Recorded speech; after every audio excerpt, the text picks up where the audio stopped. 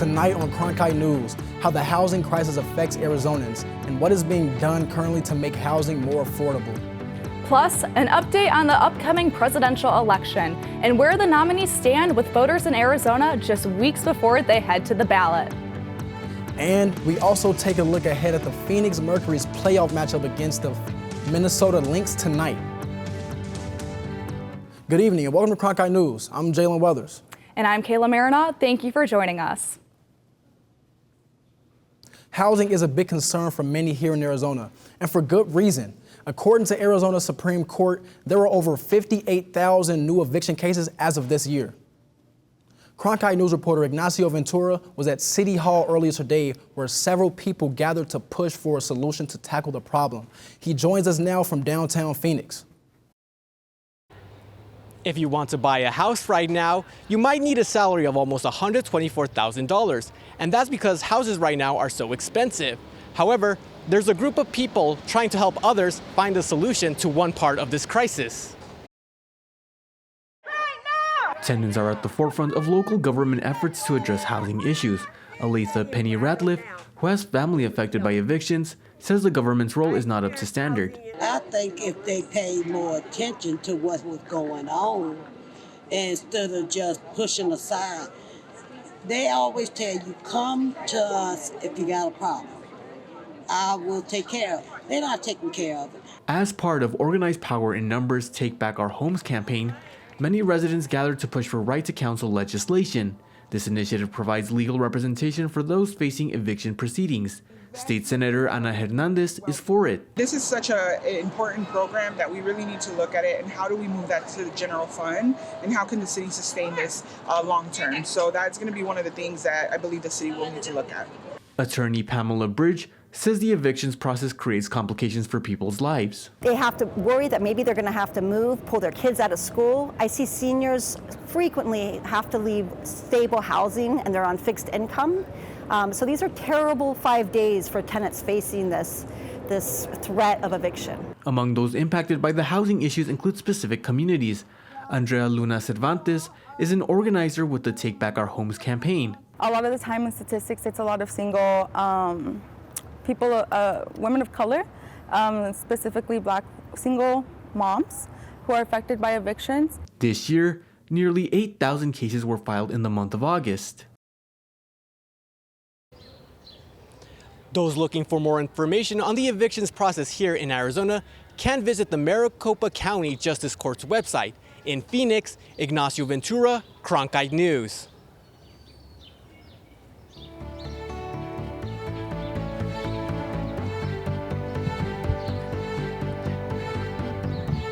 We can come back in. Vice President Kamala Harris will visit the border during a campaign stop in Arizona this Friday. It will be their first visit to our state since August, when the Harris campaign held a rally in Glendale. The vice president's campaign has not confirmed full details regarding the visit, but immigration is a key issue for both candidates for president. And Vice President Harris will likely use this trip to combat the GOP criticism she faces for not visiting the border. Former President Trump leads Harris in Arizona by 5% in a recent poll by the New York Times and Siena College. Meanwhile, the Trump campaign and the Republican National Committee held a call Wednesday morning with union workers across the country. An Arizona Teamster on the call expressed his support to the Trump campaign. The Democrats are pushing a socialist agenda. Now in Arizona, we're here and we're seeing the effects of the Harris-Biden failed economic policies. Price of living here is out of control. I see California problems here. High home prices, high gas prices, groceries extremely high. Harris-Biden are destroying the working class. The election is less than 6 weeks away, and the race to the White House continues to be neck and neck. Now to Arizona Representative Raul Grijalva, who announced he was diagnosed with cancer back in April and hasn't been seen since at the Capitol. And Cronkite News reporter Jackson Sutter gives us more on how the Tucson congressman is doing. Since announcing his cancer diagnosis in April, Representative Raul Grijalva has been sponsoring bills, pushing initiatives, and is active on social media, but his absence at the Capitol has surpassed the 7th-month mark. The last time he voted in the U.S. House was February 15th. He hasn't said when he'll be back at work, but a spokesperson says he's on the mend. Representative Grijalva recently completed his chemotherapy and is pleased to report that he has responded very well to treatment. He is following the guidance of his medical team to limit travel, and he continues to work to serve his constituents and the district he proudly represents. Grijalva is the senior Democrat on the Natural Resources Committee. During the August recess, Grijalva met with Interior Secretary Deb Haaland. In a statement, the communications director for the committee says Grijalva has been very active. She goes on to say that beyond his engagement on the committee's legislative and oversight activities, Ranking Member Grijalva remains a leading voice on key issues, including climate change, environmental justice, tribal sovereignty and consultation, decolonization of U.S. insular areas, and the ongoing permitting reform debate in Congress. Grijalva holds a safe Democratic seat and is seeking his 12th term in Congress. His Republican opponent asks, where is he? I think he should have come out and been honest with the constituents. He hasn't represented or voted since February, and I do not believe he's ever going to vote again. The district runs from Yuma to Tucson. It's the state's second largest. In Washington, D.C., Cronkite News, Jackson Sutter. Grijalva was elected in 2002 and has served in Congress longer than any Arizona lawmaker. The Phoenix City Council has announced several reforms to the Phoenix Police Department after a damaging report by the U.S. Department of Justice. Part of the reforms include improving the police department's internal investigation and evaluation process, establishing a hotline for citizens to report potential police misconduct, and expanding the use of body-worn cameras to the Special Assignment Unit. The changes come from a DOJ report this summer that accused the department of excessive force and discrimination against residents. And Friday night, a widening project is set to begin on the Loop 101 that will last years. The project aims to add an extra lane in each direction in the 6-mile stretch between the I-17 in Phoenix and 75th Avenue in Glendale. Traffic in this area will be affected for roughly the next 2 years, according to the Arizona Department of Transportation. And coming up after the break, folks are on alert in Florida for a hurricane. That's right, Hurricane Helene is inching its way to the Florida coastline. After the break, details on the latest track for Helene and just how big she's expected to be as she crossed the Gulf. And back here in the valley, temperatures are really warming up, so we'll have the weather forecast after the break as well.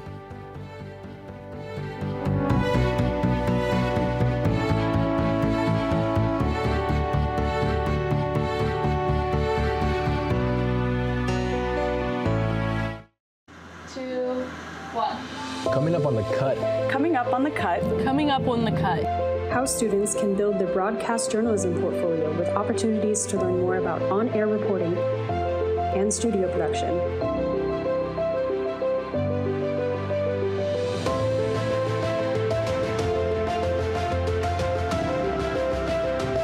Be sure to follow us on Instagram at @thecut_network and on X at @CutASU. What Cronkite News means to me is opportunity.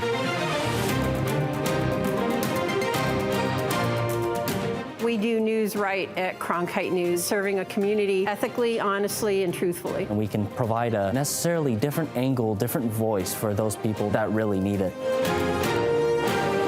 The students, they have a lot of passion for journalism. I get to do a lot of stories about the Hispanic community. And we have access to cover all of these sorts of events and get media coverage of all these different personalities and athletes, and that's just a huge thing. But it's also a chance for people here to be humanized. Individuals of all walks of life. Cronkite News will help take the next generation of journalists onto their next careers.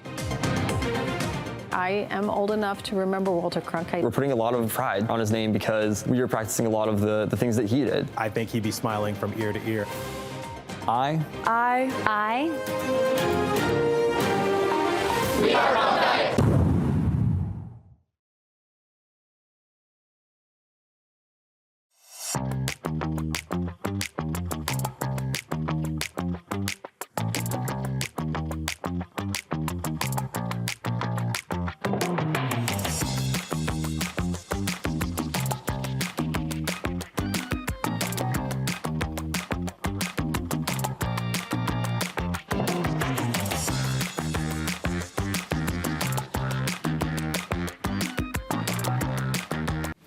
This is CN2Go.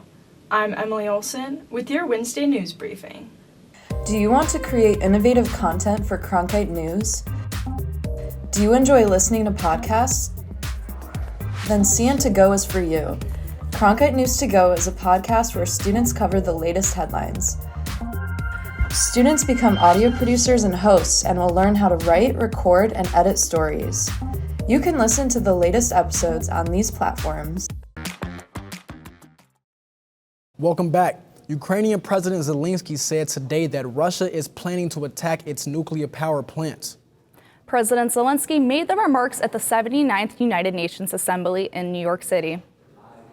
President Zelensky also asked for peace for his people, and last night, President Joe Biden delivered his final remarks before the UN. He spoke about the escalating conflict in the Middle East and called for ceasefire negotiations, and in front of more than 100 world leaders, stated that some things are more important than staying in power. I decided after 50 years of public service, it's time for a new generation of leadership to take my nation forward. My fellow leaders, let us never forget, some things are more important than staying in power. Also at the United Nations Assembly, Secretary of State Antony Blinken spoke on the situation in the Middle East and said Americans were working tirelessly with partners to avoid a full-blown war. According to UNICEF, about 90,000 people have been displaced in Lebanon after the attacks on Monday. And late today, Israel said it's preparing for a possible ground invasion in Lebanon after days of strikes in the country. And the House just passed a spending budget to avoid a government shutdown. The temporary spending bill will keep federal agencies funded until the new fiscal year begins next Tuesday. The House now sends the spending bill to the Senate. Helene has strengthened into a Category 1 hurricane today. The hurricane is currently 500 miles southwest of Tampa, Florida, with sustained winds of 80 miles per hour. Helene is expected to grow in size as it crosses the Gulf of Mexico and is supposed to make landfall along the Big Bend area tomorrow night. Helene is expected to become a Category 3 hurricane. Mandatory evacuation have been placed in 19 Florida counties, and both the Tampa International Airport and the St. Pete Clearwater International Airport are closing Thursday ahead of the hurricane. Back here in the valley, this fall heat is no joke, and it looks like it's just going to keep getting hotter and hotter. That's right. Our Keller Brown joins us now from the Cronkite Weather Center with what we could expect. Yeah, thanks, guys. We don't see any hurricanes here in the valley. The only thing that we suffer from is that 100-degree heat refusing to leave. That's right. Right around 9 p.m. will be the perfect time to get outside for an evening walk, an evening dog walk, where it'll be around 98 degrees. If you're looking to do something tomorrow morning, 83 degrees will be the low in Phoenix, a perfect time for a morning hike or a morning dog walk as well. Taking a look at the high temperatures, 110 degrees in Phoenix. That high heat is refusing to leave us. However, if you want to escape the high heat, take a trip up to Flagstaff or the Grand Canyon for the day. 83 and 85 degrees will be the high there. Very, very nice. Now looking at the futurecast and the overcast, there's little to nothing as we move from Wednesday night into Thursday morning and then into Thursday evening as well. Just slightly a little bit in Sedona and Flagstaff, but more so the same when we move into Friday morning. There will be little to no overcast. Now taking a look at the 8-day forecast, 112 degrees and 113 degrees on Saturday. That high heat is refusing to leave us once again, and moving into Sunday and Monday into next week, 110 and then 109 degrees, which is well above the average of 97. That's all from the Cronkite Weather Center. Back to you guys at the desk. Coming up next, the Diamondbacks face the Giants in the second of a 3-game series. The Snakes entered Tuesday with a game-and-a-half advantage over the Braves in the wild card standings, hoping to expand their lead. The Giants got out to an early lead, but were the D-backs able to mount a comeback? More on yesterday's game coming up after the break.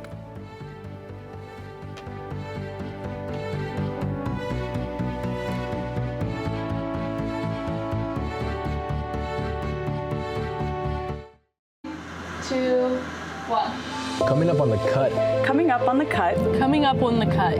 How students can build their broadcast journalism portfolio with opportunities to learn more about on-air reporting and studio production.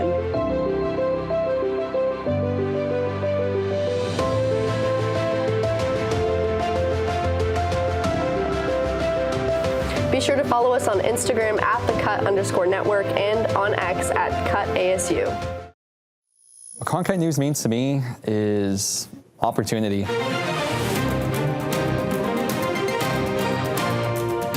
We do news right at Cronkite News, serving a community ethically, honestly, and truthfully. And we can provide a necessarily different angle, different voice for those people that really need it. The students, they have a lot of passion for journalism. I get to do a lot of stories about the Hispanic community. And we have access to cover all of these sorts of events and get media coverage of all these different personalities and athletes, and that's just a huge thing. But it's also a chance for people here to be humanized, individuals of all walks of life. Cronkite News will help take the next generation of journalists onto their next careers. I am old enough to remember Walter Cronkite. We're putting a lot of pride on his name because we are practicing a lot of the things that he did. I think he'd be smiling from ear to ear. I. We are Cronkite.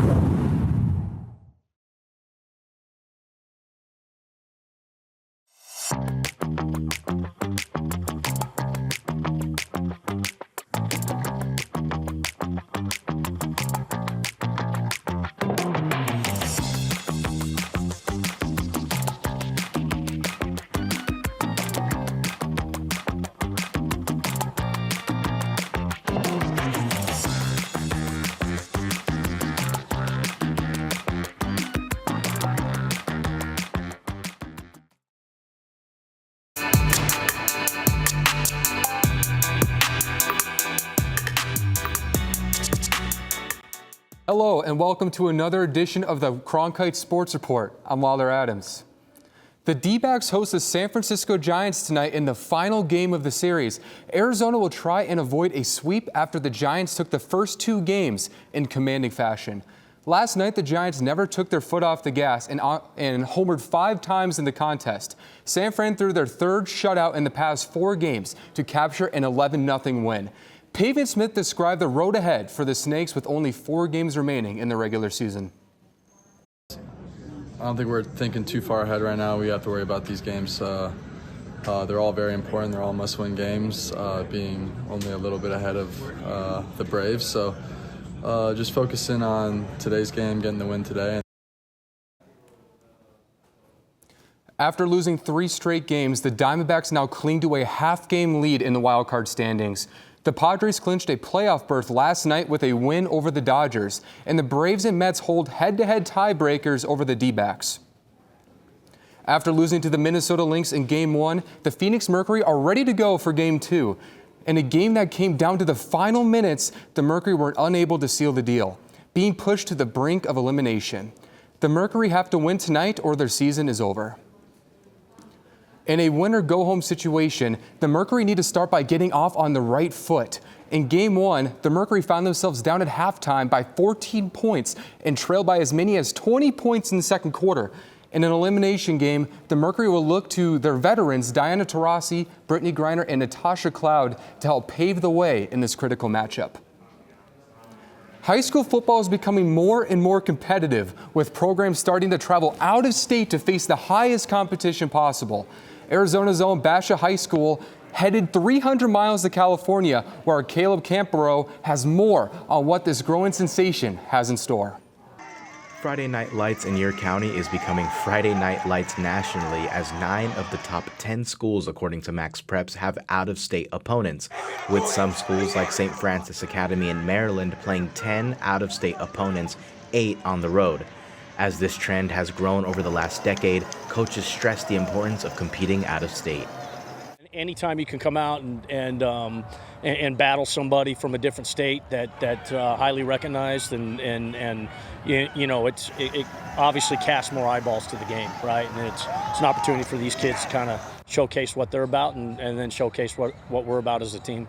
Although it might be a little easier to organize a 6-hour bus ride on I-10 in the name of competition for Coach McDonald and company, coaches like Chad Johnson at Mission Viejo, which is a public school, have already traveled 2,500 miles to Hawaii by air. Everything was expensive, so we had to fundraise a ton, whether through golf tournaments and selling ads in our program, to a blast fundraiser that we do, that we send out a letter to the families and try to get them to help donate to the cause of going to Hawaii. So, you know, it costs a lot of money. Our kids work really hard, but it was one heck of a trip they'll never forget. I mean, playing across state lines gives kids an opportunity to play in front of more college scouts, visit a new place, and even appear on national broadcasts via ESPN or Fox Sports.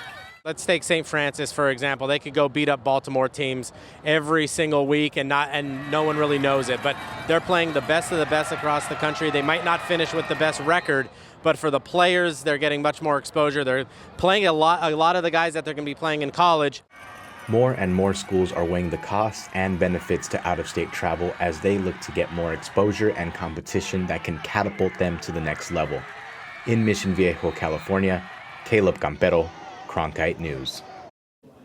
As for Arizona teams, 6 of the top 10 schools are playing out-of-state opponents. 8 of those 10 teams have played out-of-state opponents in the last 2 years, so the trend is ramping up here in the Valley. The bye week couldn't have come at a better time for ASU football, bringing new energy to the team following their first loss of the season to conference opponent Texas Tech. The Sun Devils held a practice this morning trying to fix some of the costly and uncharacteristic mistakes they made against the Red Raiders.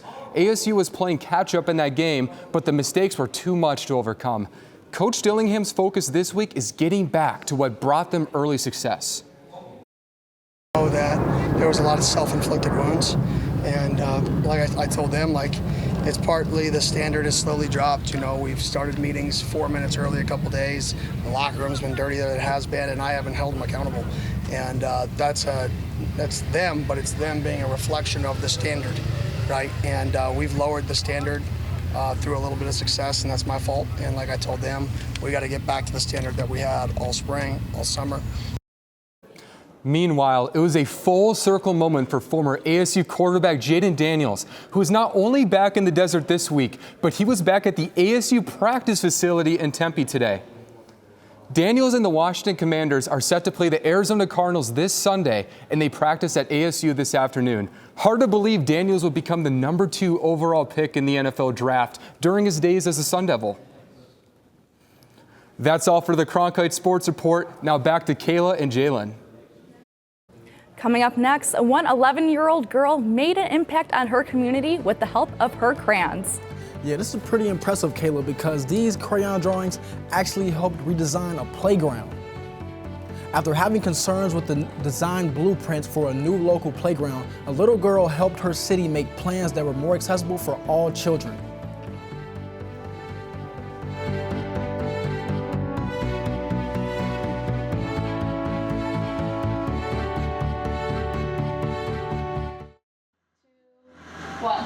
Coming up on the cut. Coming up on the cut. Coming up on the cut.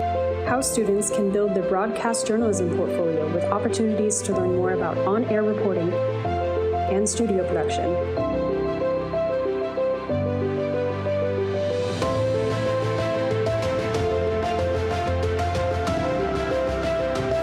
Be sure to follow us on Instagram at @thecut_network and on X at @CutASU. 3, 2, 1. Cronkite News. Get real professional experience in areas such as reporting, broadcast editing, and behind-the-scenes production, such as technical director and audio. Kill the mics. Or go out in the field and cover important local stories. Learn and master the English language. In a fun, welcoming atmosphere. Cronkite News. The future starts now. ASU's one and only student-run radio station, Blaze Radio, provides students with opportunities to cover a variety of topics. From music, this is Sun City Garage, to sports coverage. Against the Brewers in his last outing, he went to news. The bill also gives parents the ability to see. And entertainment updates. Blaze Radio offers a fun environment to gain valuable broadcast experience. To find out more, visit blazeradioonline.com. Welcome back. If you share your streaming services passwords, you already know that companies have recently been cracking down on all of it. That's right. And now you could add another big streaming service to the list. Disney has announced it is putting an end to the account sharing. Beginning this week, it started rolling out what it's calling a paid sharing program to users around the world, including here in the U.S. Now, if you'd like to add an extra user to the same account, that'll cost you up to $10 a month, depending on your plan. Instagram's teen account settings are in effect as of Tuesday. All accounts with users under the age of 18 will now be under limitations. Some of these limitations include accounts automatically set to private. They will only be able to message or tag other accounts if they're already connected. And finally, notifications will be muted between 10 p.m. and 7 a.m. 11-year-old Rosalie Olson from Clearfield, Utah, saw the initial plans for a new playground in a nearby park. Rosalie thought the playground should be more accessible for younger children, so she actually took matters into her own hands. After Rosalie saw the initial layout for the playground, she had concerns about her younger sister being able to use the playground. Rather than sulking, Rosalie crafted a new plan and brought it to local officials. The city was impressed by her designs and decided to bring her crayon art to life. And that's it for tonight's edition of Cronkite News. I'm Jalen Weathers. And I'm Kayla Marinault. Thank you for joining us. And to see top Arizona stories anytime, log on to cronkitenews.azpbs.org.